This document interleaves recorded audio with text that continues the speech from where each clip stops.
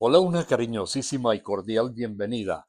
Nuestro tema de hoy es de palpitante actualidad. Paso de vencedores. Honores al soberano rey. Paso de vencedores.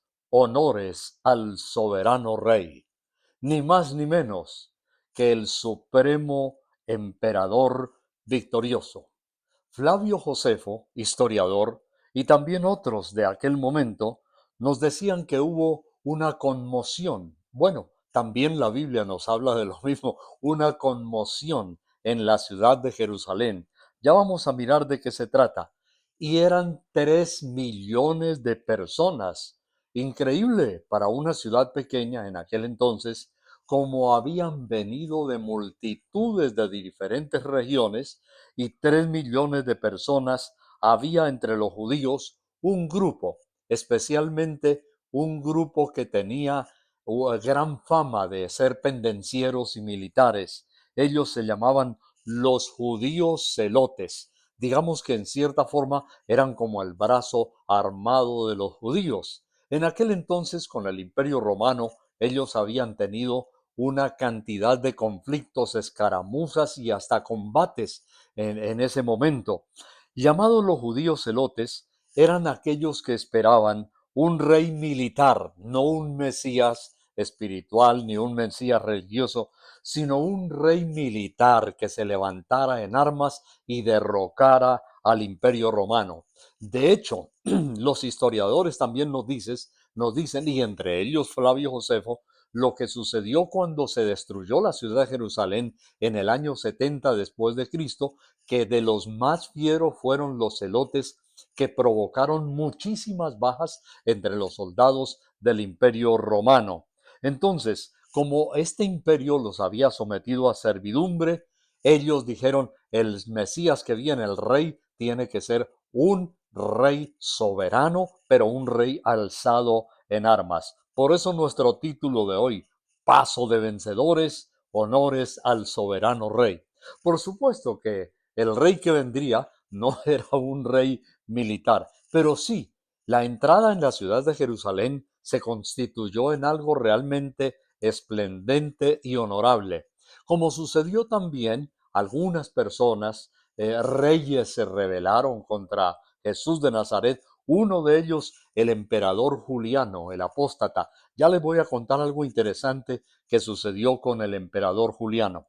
Pero mire, en la Biblia nos habla Mateo capítulo 21, por favor, si usted me quiere acompañar un momentico, Mateo el capítulo 21, y miramos los versículos 9. Por ejemplo, dice la Biblia, y la gente que iba adelante y la que iba detrás aclamaban diciendo, Hosana al Hijo de David.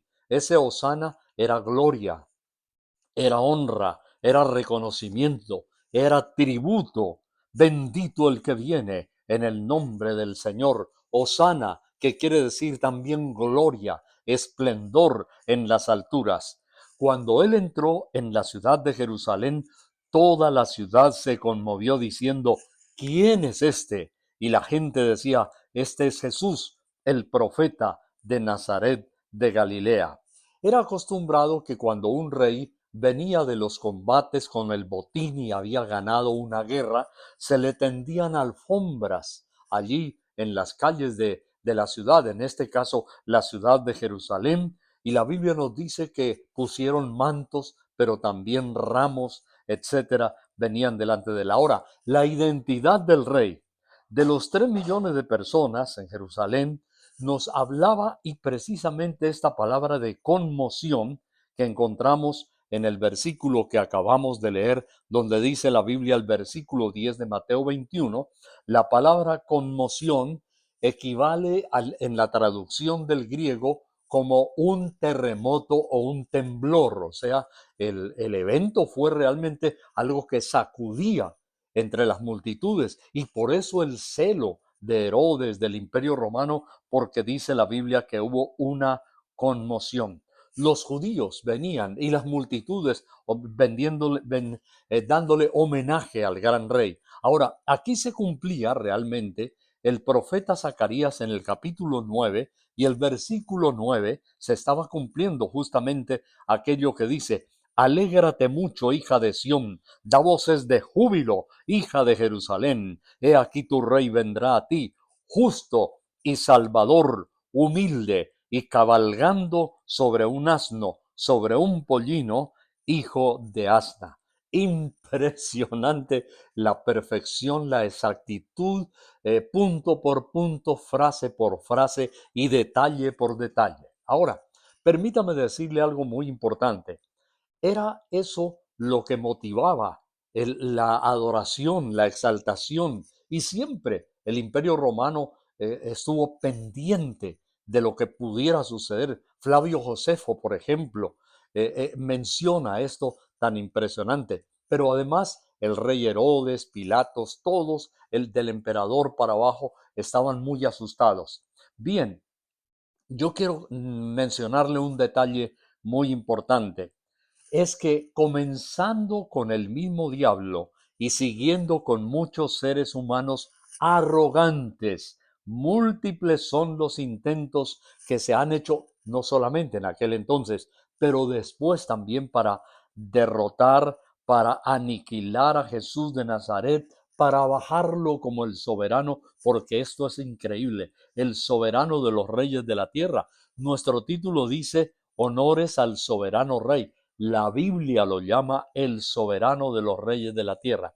Ahora, déjeme contarle rápidamente lo que pasó con el emperador romano Juliano, que existió entre 331 y 363 después de Cristo. Juliano es conocido como el apóstata, precisamente por haber negado su fe en Cristo después de haberse convertido al cristianismo.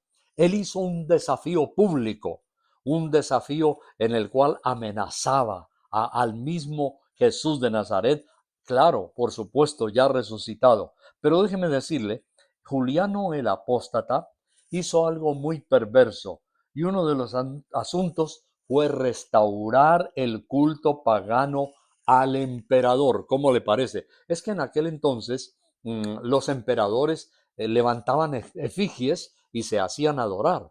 Por ejemplo, encontramos varios de ellos: Calígula, Nerón, ¿sí? Domiciano. Ellos levantaron imágenes y se hacían adorar como Dios, y con palabras reservadas únicamente a la exaltación de la divinidad.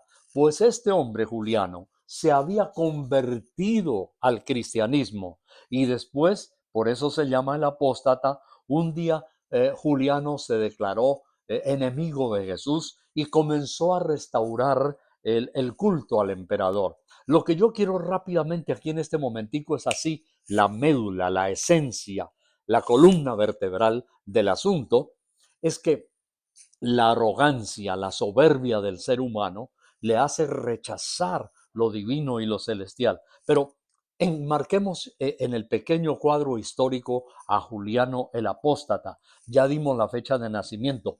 ¿Quién era él? Lo vamos a identificar un poquito más. Era nieto de Constantino el Grande. Acuérdense, ¿verdad? Sí, en Constantino el Grande, quien en el año 313 declaró al Imperio Romano, lo declaró como cristiano. Es que el pueblo cristiano había ido conquistando el corazón. Jesús estaba ganando el corazón de las multitudes, y ese imperio, que tenía como símbolo en la bandera el Imperio Romano, era el águila. Llegó a tal punto el porcentaje tan altísimo de conversiones que el emperador Constantino dijo: este imperio es cristiano. Quitó el águila de la bandera y entonces puso la cruz. Y este otro, Juliano, era nieto de Constantino el Grande.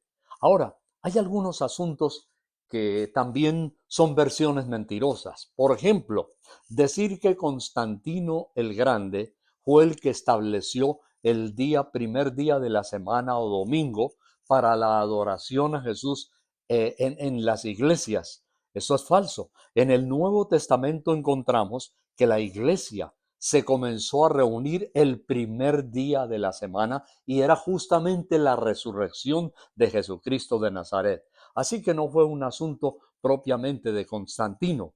Otro asunto en el cual mienten hoy, y ya le voy a contar en lo que terminó Juliano, otro asunto en lo cual mienten en nuestro tiempo, es decir, que fue Constantino el que dijo que los creyentes en Jesús se llamaran cristianos y que desde ahí es que nació la herejía del cristianismo. Totalmente falso.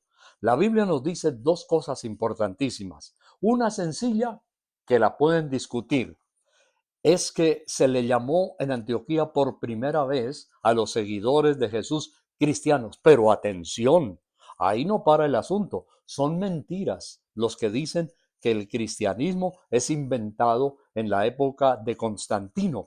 En sus epístolas el apóstol Pedro exhorta a tener un verdadero y bueno comportamiento inspirado por el Espíritu Santo. El mismo apóstol Pedro dice que debían tener un comportamiento de verdaderos cristianos. Así que es otra falsedad, incluso que la dicen algunos mesiánicos, de que los cristianos o se llamaron cristianos fue en el imperio de Constantino, pero si está escrito en la misma Biblia. Y no solamente lo dijeron las gentes de Antioquía, pero está escrito en la misma palabra de Dios que la gente se deben comportar como buenos cristianos. Así que quería aclarar ese par de falsedades que hay por ahí. Pero bueno, sigamos. Entonces, este hombre llamado el apóstata Juliano, nieto del emperador Constantino, él entonces declaró el imperio romano ahora otra vez estaba volviéndose a la maldad y lo declaró con adoración al emperador. Y un día, en tono burlesco, Juliano, que incluso dicen se había hecho bautizar como cristiano, en tono burlesco, delante de multitudes, le preguntó a uno de los asistentes, a un joven cristiano, y le dijo, ¿qué supones? Le dijo con ironía y burla. ¿Qué supones que está haciendo tu amigo Jesús en el día de hoy? Era una pregunta para ridiculizar. Entonces el muchacho le contestó, caballero, como Jesús era carpintero, tal vez hoy está edificando un ataúd para tus fieles, para que tú seas también puesto en aquel ataúd. Así le dijo el asistente, que cuando le preguntaron esto, entonces le dijo, él está fabricando un ataúd para ti. Juliano, unos días más tarde, marchó a la guerra contra los persas.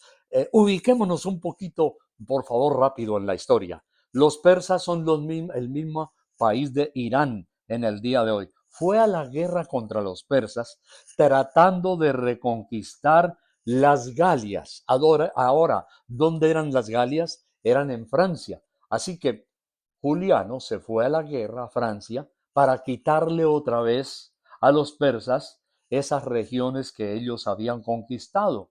Los consejeros de Juliano, el apóstata, le dijeron no vayas, están muy fortalecidos, es un grave riesgo para ti, pero él insistió en irse y fue gravemente herido.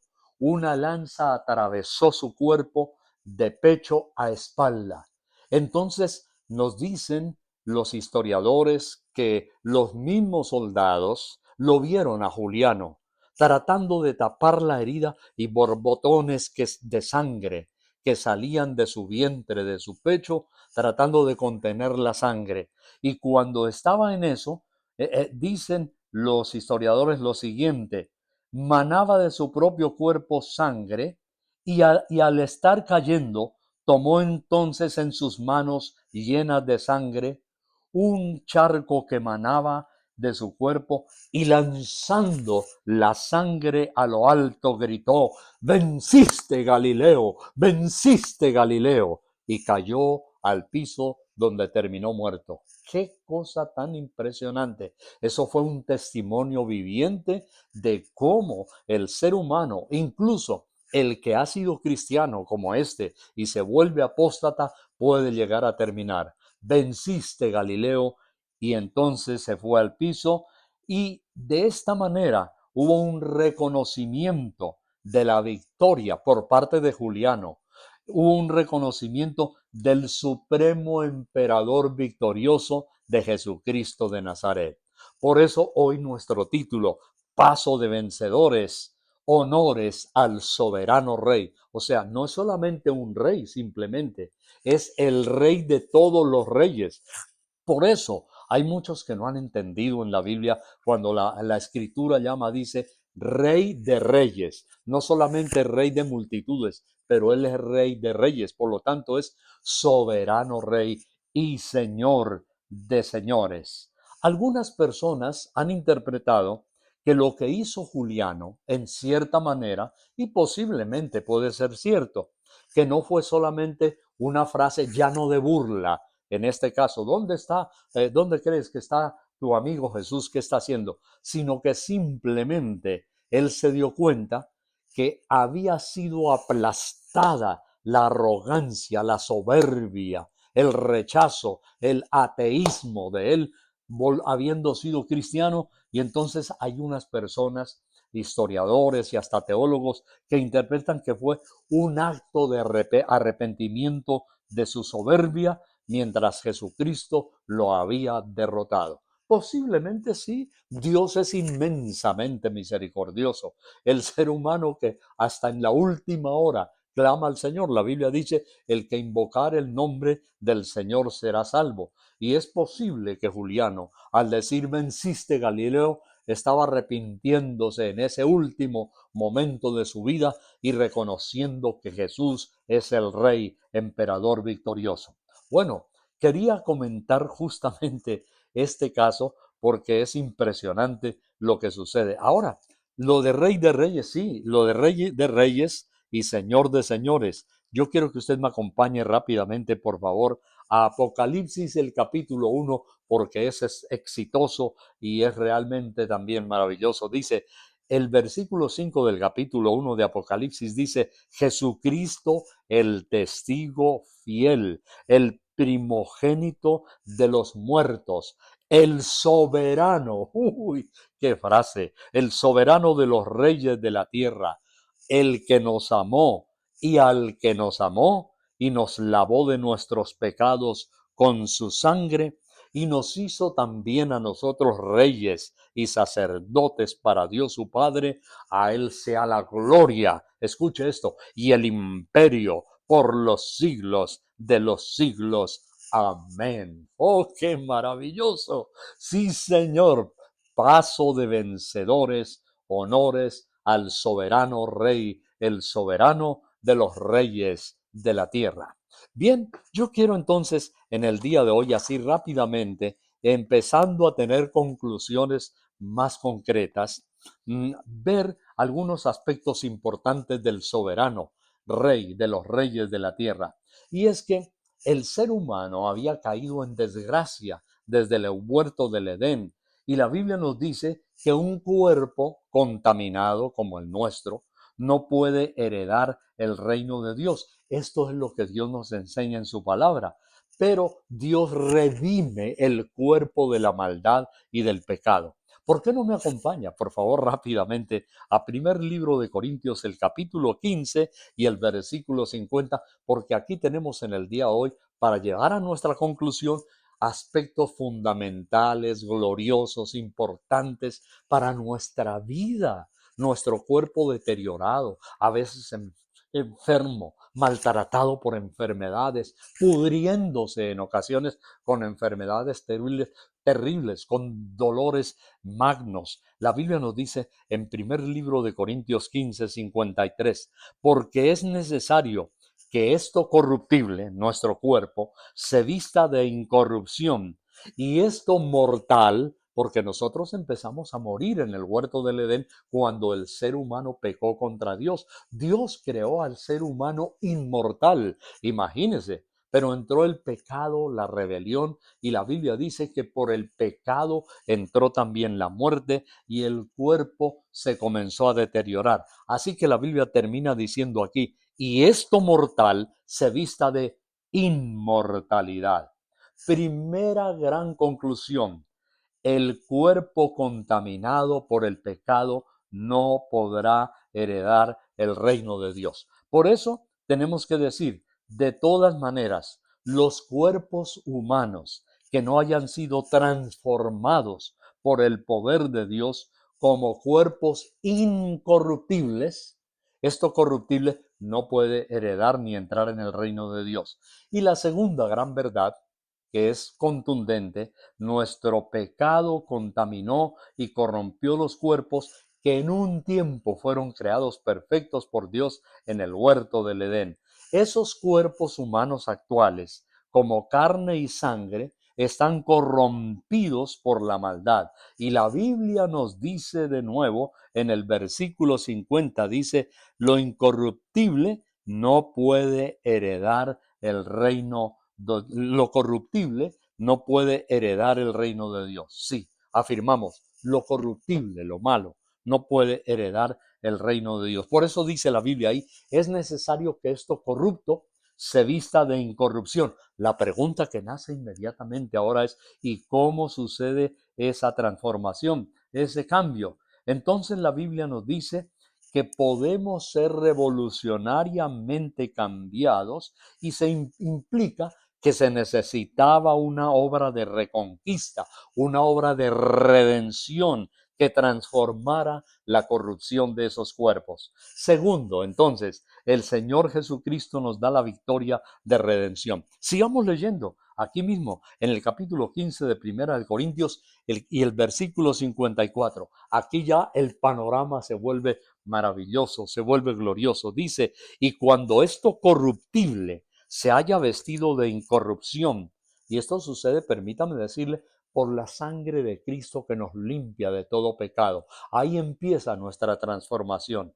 Y entonces dice la Biblia: y esto mortal se haya vestido de inmortalidad, entonces se cumplirá la palabra que está escrita: sorbida, es decir, tragada es la muerte en victoria. ¿Dónde está, oh muerte, tu aguijón? Aquí el apóstol, inspirado por el Espíritu Santo, se vuelve elocuente y dice: ¿dónde está, oh muerte, tu aguijón? ¿Y dónde, oh sepulcro, tu victoria? Ya que el aguijón de la muerte es el pecado.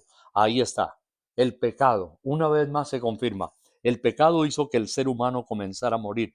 Y el poder del pecado, la ley. O sea, una ley condena, una ley manda a pagar una pena. Así que la muerte no es nuestro amigo, la muerte es nuestro enemigo. Permítame de recordarle, la Biblia dice en Apocalipsis y en otros pasajes de la Biblia que el postrer enemigo que será vencido, enemigo del ser humano, es la muerte. Así que la muerte no es algo bueno, bondadoso. La muerte es un ángel de iniquidad. El postrer enemigo que será vencido es la muerte. Yo no entiendo, por ejemplo, cómo hay naciones, entre ellas, y sucede, en algunos pueblos por allá de Colombia, tienen una fiesta a la muerte. En México, imagínense, es una reverencia y una adoración a la muerte. Eso es terriblemente pagano, rayando con lo diabólico. La muerte no es nuestro amigo. La muerte es nuestro enemigo. Dice la Biblia: así que, hermanos míos, amados, estad firmes y constantes, creciendo en la obra del Señor siempre, sabiendo que vuestro trabajo en el Señor no es en vano. Entonces, conclusión: la muerte, disculpe, la muerte es un enemigo. Y aquí aprendemos que Jesucristo, y son dos cosas muy importantes, vino al morir en la cruz, nos dio la victoria sobre el pecado, derramando su sangre y extirparlo. Y dos, nos dio la victoria sobre la muerte. Claro, él mismo fue victorioso sobre la muerte por medio de la resurrección. Y a su vez, como dice la Biblia también, el pecado ya vencido, que se convertía en un aguijón de la muerte. Ya el pecado vencido es el aguijón de la muerte. ¿Cómo sucede eso?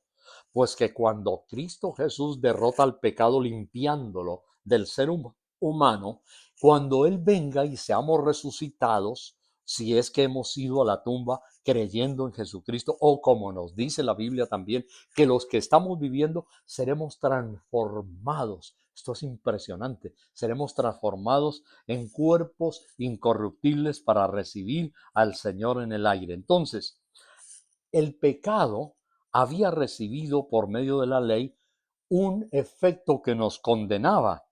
Queda eliminado ahora el pecado mismo y la muerte por el poder de la sangre de Cristo y por el poder de su resurrección y el poder de su perdón. Mire qué glorioso, impresionante esto. Ahora, termino. La Biblia nos dice, y esto es espectacular, en alguna ocasión, en otra vez yo prediqué también sobre esto, que hará una transformación atómica, Dios, de los cuerpos por medio del arrepentimiento. En el versículo 51, aquí, en 1 Corintios 15, dice, he aquí os digo un misterio, no todos dormiremos, pero todos seremos transformados. Es decir, los que estemos vivos vamos a recibir una transformación. En el versículo 58 dice, así que hermanos míos amados, estad firmes y constantes, creciendo en la obra del Señor. Ahora, la Biblia nos dice que el Señor nos transformará en un momento. Versículo 52 del capítulo 15 de Primera de Corintios. En un momento, así dice, en un abrir y cerrar de ojos a la final trompeta, porque se tocará trompeta y los muertos serán resucitados incorruptibles y nosotros seremos transformados. ¡Qué maravilloso! Esta palabra momento, los que estemos vivos seremos transformados y seremos resucitados, si es que hemos muerto ya en la tumba, incorruptibles, pero los demás seremos transformados en un momento. Al terminar hoy, quiero hacer énfasis en esta palabra, momento. En el griego aquí es átomos. Yo sé que algunos me escucharon alguna vez decir esto, pero es importante en esta época decirlo. Átomos, que significa indivisible, seleccionado, infinitamente pequeño, compuesto de un y temos, que significa cortar. Cuando se usa la referencia en el tiempo, ella representa una unidad extremadamente corta, muy veloz, muy rápida, más rápida que un segundo. Esto se ha detallado científicamente como un segundo atómico, que ya los científicos hablan de un segundo atómico. Es más que un milésimo de segundo, pero todo calibrado en un segundo atómico, es decir, algo veloz. Seremos transformados. Por eso se dice también, y está en la Biblia, que cuando la gente se quiera arrepentir ya va a ser demasiado tarde. Los reyes malvados, los dictadores, los presidentes perversos, la gente dice que será tan espantosa la destrucción para los malos que caerán, dice la Biblia, estrellas serán meteoritos del cielo y las potencias de los cielos serán conmovidas, que la gente dirá a los montes, caed sobre nosotros y a las montañas cubridnos. O sea, habrá un pánico, un pavor tan terrible, algo tan espantoso que no tendrán tiempo ya de arrepentirse y será demasiado tarde. Entonces, amigos, al concluir en el día de hoy, otra vez, paso de vencedores, honores al soberano rey, el soberano de los reyes de la tierra. De tal manera que lo que sucedió allí en la ciudad de Jerusalén fue algo real espectacular y un preámbulo de lo que habría de suceder en el final, en el apocalipsis, en el clímax de la historia. De tal manera, mis amigos, yo les invito en el día de hoy a darle gracias a Dios por la sangre de Cristo y que a nadie, ojalá, le suceda como al Juliano, emperador apóstata, que demasiado tarde posiblemente perdió de disfrutar las bendiciones de la vida de un verdadero cristiano, pero cayó allí muerto, aunque posiblemente, como dijimos, fue salvo. Pero usted no juegue a si tendrá tiempo o no tendrá tiempo. Es posible que mucha gente que es apóstata jamás tendrá el milésimo segundo para poder arrepentirse y entregarle su vida a Cristo. Vamos a orar. Yo quiero decirle algo al terminar hoy también, y es que si usted está enfermo, amigo televidente, o tiene una persona enferma, la Biblia nos dice que Cristo con su sangre, también por sus heridas y su sangre derramada, somos nosotros curados. ¿Quiere usted arrepentirse, amigo? ¿Le quiere entregar su vida a Cristo? Todavía estamos a tiempo. Qué hermoso es reconocer al soberano de los reyes de la tierra y también pasar y reinar en la eternidad con Él. Cierre sus ojitos, por favor. Si hay alguien enfermo, yo también voy a orar ya mismo en el nombre de Jesús. Oremos así. Le invito, repita esta oración, dígale, Señor Jesús, eso. Señor Jesús, te entrego mi vida, me arrepiento. Señor, perdóname, dígale, límpiame con tu sangre y yo quiero servirte, amarte y seguirte. Gracias, Señor. Reconozco, dile, que eres el Salvador y el Rey soberano de mi vida en el nombre de Jesucristo. Ahora yo le pido al Señor para que haya sanidad en cualquier persona que esté enferma en este momento. Dios, en el nombre de Jesucristo de Nazaret, te suplico que sanes, Señor, como dice tu palabra. Por tus heridas hemos sido nosotros curados. Amén. Gracias a Dios. No olvide, amigo, al terminar en el día de hoy, que al ver este video y compartir, podemos a muchos en aflicciones bendecir. Dios te ayude y bendiga grandemente.